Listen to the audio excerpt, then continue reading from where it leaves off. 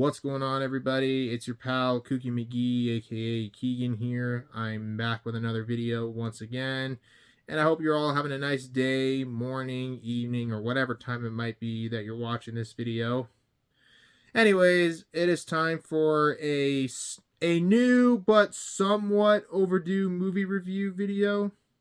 But before we get into today's video, I have some very important things I need to say before we get started. Now, as some of you probably know, I was originally going to do this video on Friday over the weekend, but unfortunately, I had to postpone the video for a few days as I recently found out that one of my friends passed away recently, and I just couldn't push myself to do the video on Friday, so I needed a few days to just grieve about the loss of my friend who I am never going to see again. I'm doing okay right now, and I feel like I'm able to do this video unlike Friday. And I also appreciate all the positive messages you guys have been leaving me on either the comments of my community tab posts or videos over the last few days, and especially on Discord. I really appreciate it. And yeah, I'm able to do the video now. And secondly, this review was originally going to just be about 3 movies that I saw in theaters recently, but over the weekend I saw 2 more movies in theaters, so I decided to include them in this video to make it up for you guys. And lastly, I want to dedicate this review to my friend who passed away recently. So anyways, without further ado, let's not waste any more time, and let's get on with the video. So the first film we're going to talk about today is The Moment, which was directed by Aiden Zamari, and this was also his debut film. Basically, this film follows pop star Charli XCX as she plays a fictionalized version of herself as she is preparing herself to do her first ever arena-wide tour following the release of her Brat album in 2024.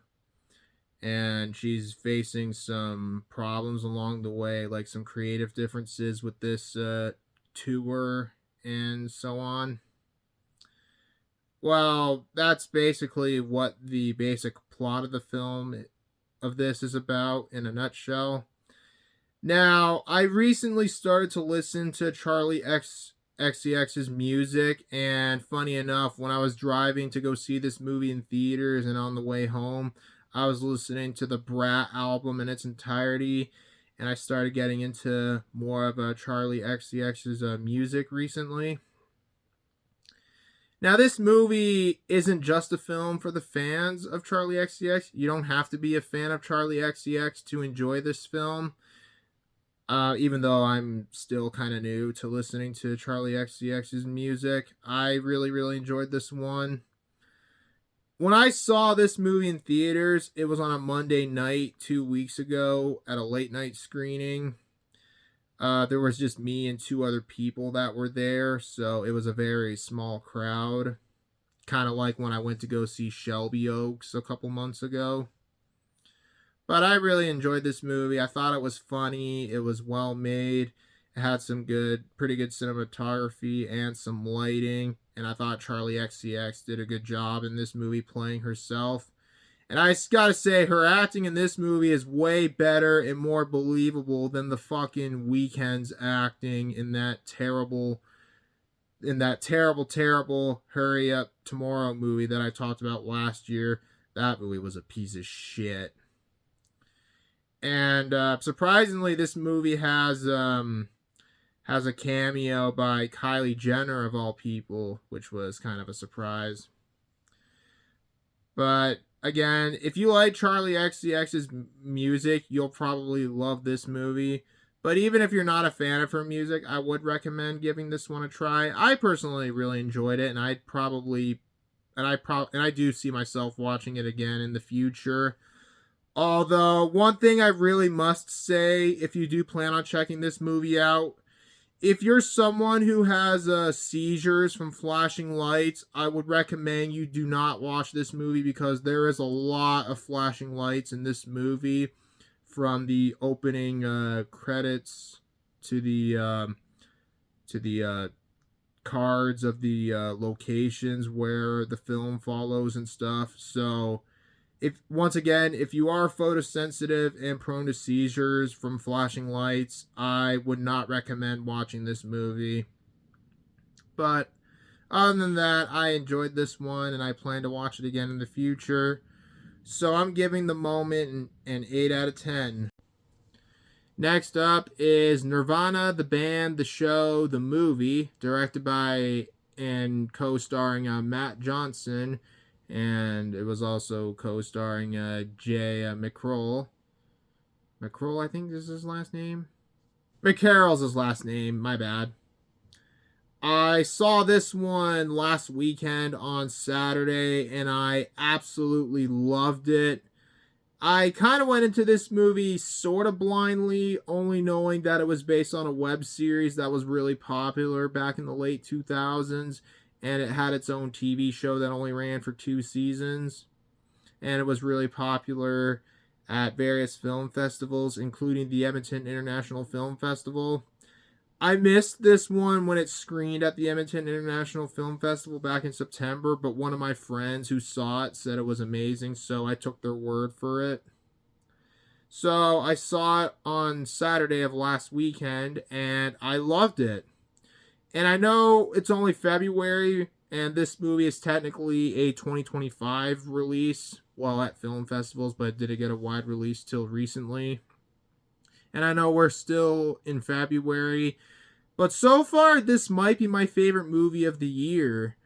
I loved it, and I can honestly get behind the hype train for this movie, and I gotta say, see this movie at once.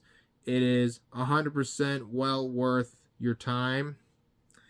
But anyways, so this film follows Matt and Jay, who are trying to get a gig at this bar in Toronto called the Rivioli. They try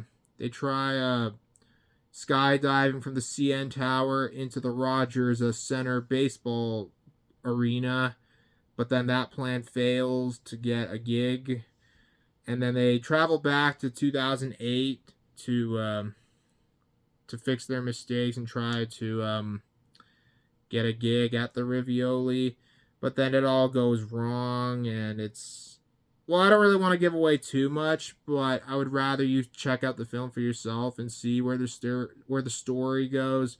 But all I can say is that it's a time travel related movie, like Back to the Future, Hot Tub Time Machine, and stuff like that. But I really, really love this movie. This movie was hilarious. I loved every minute of it, and it's one that I really, really want to go see again while it's in theaters.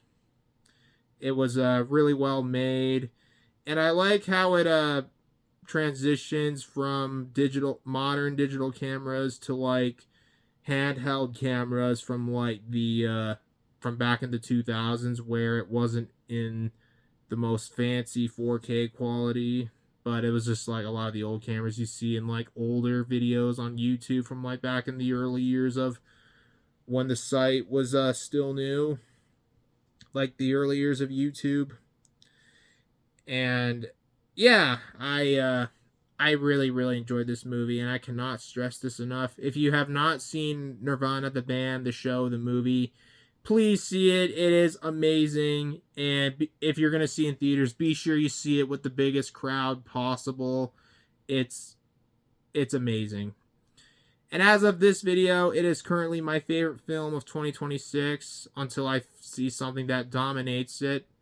But I don't see that any other movie taking it the title of the best film of 2026 so far, even though we're still only in February.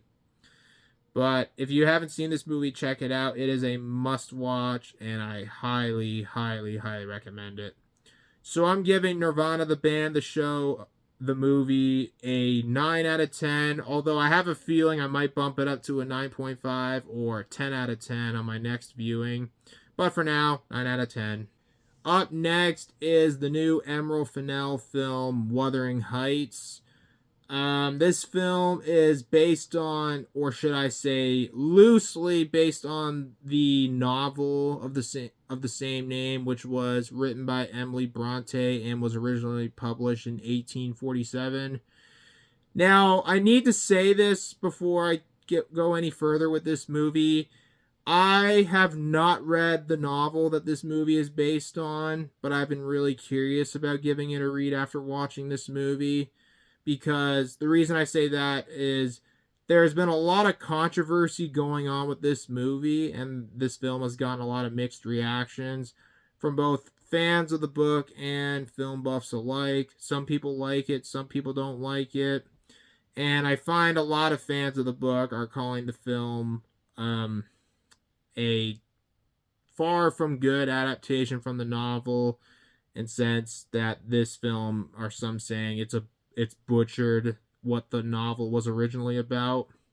But once again, I have not read the novel that this movie is based on, but I've been hearing a lot of controversy about it, like the whitewashing of Jacob Elordi's character. Because I think in the book he was black in the book, and there was like a lot of different topics that the book had, like classism, racism, and all that is not present in this movie. And there were also a lot of characters from the book that were not in this movie, and there were a lot of changes and stuff. But as I said before, I have not read the novel it's based on, but I'll probably give it a read one day. So, Emerald Fennell, the director of this movie, is the same director of Promising Young Woman and Saltburn. Neither one of those were movies that I particularly liked. In fact, I didn't like either one of those movies. I saw this one last weekend, the day after I saw Nirvana, the band, the show, the movie. Surprisingly, I sort of liked it better than Saltburn and Promising Young Woman, although it wasn't a great movie or anything, but I thought it was alright.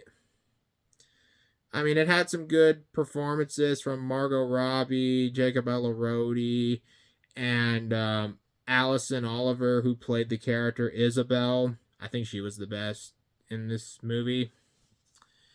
It had some really good set designs, some beautiful cinematography, and some good music. And it had some new music by Charlie XCX in this film, which was pretty good, but I don't know why. It felt a little bit weird to include her music in this movie, but it's whatever, I guess. On a technical level, this is probably one of the most beautiful looking films of the year so far, I would say. And I really liked how the film looked and stuff, even if the film wasn't 100% historically accurate, especially with some of the costumes in the film. But I kind of went into this movie knowing it wasn't going to be historically accurate, and that it was going to be very, very loosely based on the book. So I went into this movie pleasantly surprised by how much I enjoyed this more than Promising Young Woman and Saltburn. Although I didn't necessarily love the film, but I thought it was alright. I found it watchable at best.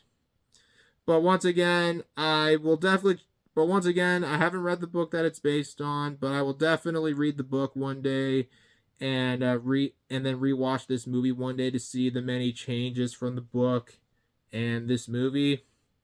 And I know there's been many different adaptations of Wuthering Heights over the years, like the one movie from the 1930s. There was a mini-series that was released in the late 60s. There was one adaptation that had Ralph Fiennes that was released in 1992, I believe it was. And the last adaptation of Wuthering Heights that I've heard of that was a film adaptation was the 2011 film. I'll probably check out those adaptations as well once I read the book. But I didn't mind this movie for what it was, but I can totally understand a lot of the controversy surrounding this film. I mean, they probably could have used a different title for this movie other than Wuthering Heights, even though there's literal fucking quotation marks in the title. But yeah, it wasn't a bad movie despite the film being beautifully shot and pretty well crafted. But I will say it was a big improvement over Saltburn and Promising Young Woman, I would say. But, anyways, it was alright. It might not be for everybody. It's definitely a film, whether you like it or you hate it. For me, thought it was okay. Anyways, I don't have anything else to add, so I'm giving Wuthering Heights a 6 out of 10 for now, because I will definitely watch it again when I read the book. But for now, 6 out of 10. Now we get into the two movies that I saw in theaters over the weekend. So this next one is Psycho Killer, which was obviously not based on the song by Talking Heads, but it is directed by Gavin Polone, and it was written by Andrew Kevin Walker, who, for those who don't know, he is the same screenwriter of films like 7 and 8mm. I saw this movie on Saturday, and I only knew what the movie was about because it was obviously about a serial killer, a satanic serial killer. And apparently the movie got 0% rating on Rotten Tomatoes. Now, I've said this before in the past. I have not relied on Rotten Tomatoes for anything. I actually haven't relied on Rotten Tomatoes in years. But I actually wanted to see, I went to go see it to see if it was really that bad. And unsurprisingly, this movie was pretty bad, but I wouldn't say it's the absolute worst movie of the year so far. But don't get me wrong, it is a terrible movie, but just not the worst movie of the year yet, at least. So this film follows a state trooper who's out to hunt down a satanic serial killer known as the satanic slasher. Wow, what a very generic name for the villain in this movie. Because the killer in this movie murdered her husband at the very beginning of the film, so she's traveling across the country to hunt him down and put an end to his killing spree. So you can probably guess where it goes from here. Now, the movie, to some people, it's very similar to Longlegs, and I'm trying to think of what else here. But it's very similar to Longlegs since it was about a satanic serial killer. But I would say Longlegs was a much better movie than this shit. The movie suffers from some pretty very inconsistent storytelling. The acting is bad. The kills were not even that good. And there was a lot of CGI blood, which to me is just pretty lame. And all in all, this movie was just really not that good at all. And I knew that I was kind of thinking the movie was going to be bad, but I didn't think it was that bad. But once again, it's not the worst film of the year so far, but there are far better serial killer movies out there, like Henry Portrait of a Serial Killer, Zodiac, 7, Longlegs, Silence of the Lambs. I mean, there's like countless better serial killer type movies out there that are far better than this. There's really no point to checking this movie out.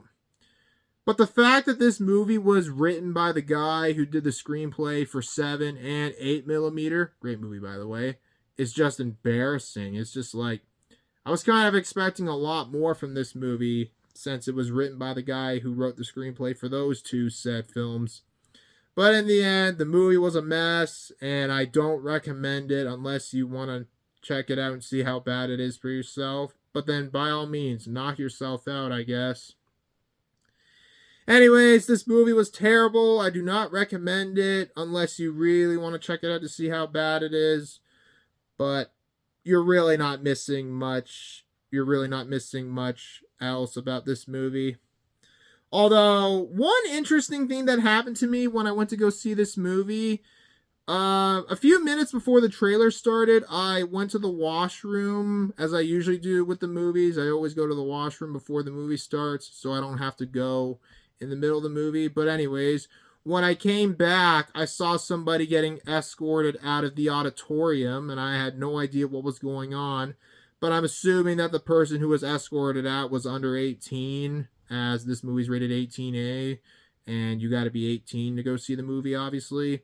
So this girl was escorted out of the theater, obviously for being under 18. I don't even know how this even happened. Maybe she bought a ticket for another movie and just snuck into this one.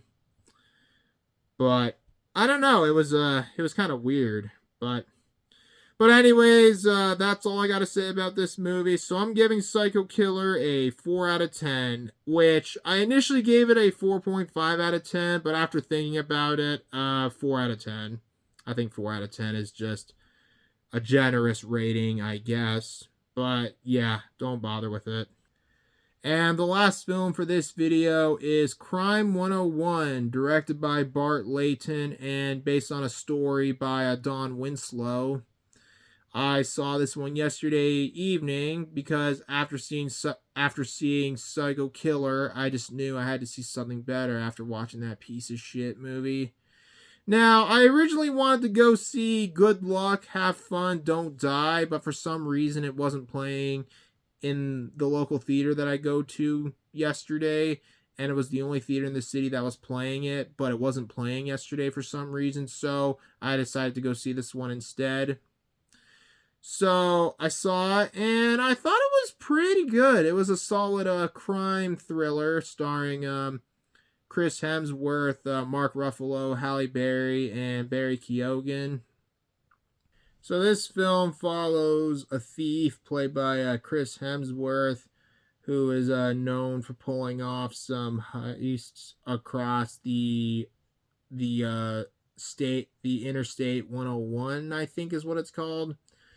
And he's trying to pull off one last heist before he can retire, robbing a billionaire of I forgot what type of company it was.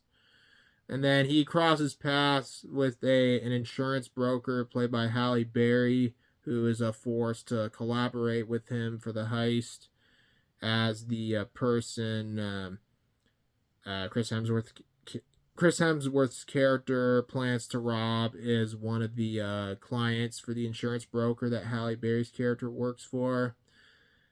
And you got a cop who's trying to get in with the heist and for the money.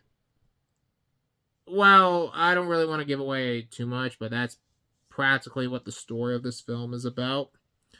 But I enjoyed this movie for what it was. I don't have a whole lot to say about it, but I enjoyed it for what it was. It had some good performances. Halle Berry's great in this movie. And Chris Hemsworth is great. Mark Ruffalo's great. I mean, everybody in this movie was great. Had some pretty good music. And it had some pretty good cinematography and lighting as well. My only issue with this movie is that I think they dragged on the film a little bit too longer than it needed to be. Like, the movie is 140 minutes long, but I think they could have cut down the runtime by just a little bit. Like, maybe, I don't know, maybe like 10 minutes shorter or something. But they definitely did drag on the film a little bit, but I still thought it was pretty good overall. If you like these types of heist movies, I would recommend it. Although, what's weird, as I was watching this movie, I felt the urge to rewatch Heat for some reason, because, I don't know, something about this movie kind of reminds me of Heat. Probably because of the music and that it takes place in Los Angeles, much like Heat does. But, I don't know, it was kind of funny. But if you like these types of heist movies, then check it out. It was a pretty solid film overall, and I'd probably watch it again one day. So I'm giving Crime 101 a 7.5 out of 10. So that's going to be it for today's video. I hope you all enjoyed the video. As per usual, if you enjoyed the video, feel free to leave a like, comment below, and if you're new to the channel, feel free to subscribe. And stay tuned for more videos that'll be coming out soon. But in the meantime, this is Kooky McGee signing off. Thanks for watching. Hope you all have a great rest of your day, and I'll talk to you all later. And take it easy, guys. Peace.